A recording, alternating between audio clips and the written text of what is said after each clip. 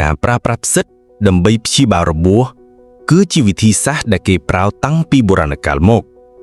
ទោះបីជាមិនមែនទាហានគ្រប់រូបសុទ្ធតែដាក់ផ្សិតលើរបួសនោះទេប៉ុន្តែក្នុងប្រវត្តិសាស្ត្រនិងតាមការស្រាវជ្រាវបច្ចុប្បន្នគេបានរកឃើញថាផ្សិតមានលក្ខណៈសម្បត្តិមួយចំនួនដែលអាចជួយដល់ការជាសះស្បើយរបួសប្រឆាំងមេរោគផ្សិតមួយចំនួនមានសមត្ថភាពប្រឆាំងនឹងបាក់តេរីផ្សិតដទៃនិងវីរុសនេះ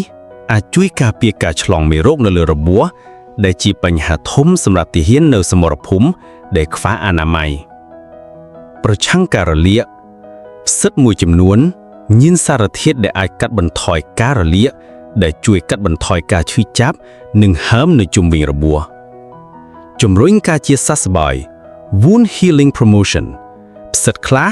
មានសមាសធាតុដូចជា polysaccharide ជាពិសេស beta glucans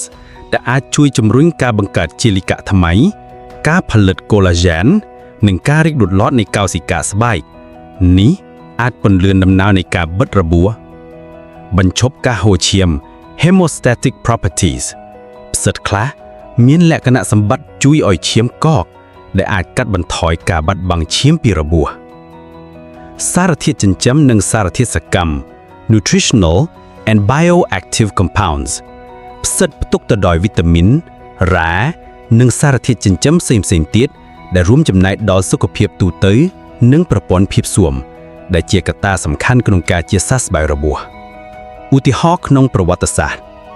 មានឯកសារបង្ហាញថាប្រជាជនបុរាណរួមទាំងអ្នកនៅអឺរ៉ុបអាស៊ីនិងអាមេរិកខាងបានប្រើប្រាស់ផ្សិតសម្រាប់គោលបំណងព្យាបាលរបួសឧទាហរណ៍ Hippocrates 450 មុនគ្រិស្តសករាជបានចាត់ថ្នាក់ផ្សិត Fomes Formentarius ជាភ្នាក់ងារប្រឆាំងការរលាកនិងសម្រាប់ដុតរបួសសរុបមកការប្រើប្រាស់ផ្សិតលើរបួសដោយទាហានឬប្រជាជនបុរាណគឺផ្អែកលើការសង្កេតនិងបទពិសោធន៍ជាក់ស្ដែងអំពីប្រសិទ្ធភាពរបស់វាក្នុងការជួយព្យាបាលនិងការពាររបួសបច្ចុប្បន្នការស្រាវជ្រាវវិទ្យាសាស្ត្រក៏កំពុងសិក្សាពីសក្តានុពលរបស់ផ្សិតក្នុងការបង្កើតថ្នាំព្យាបាលរបួសទំនើបៗ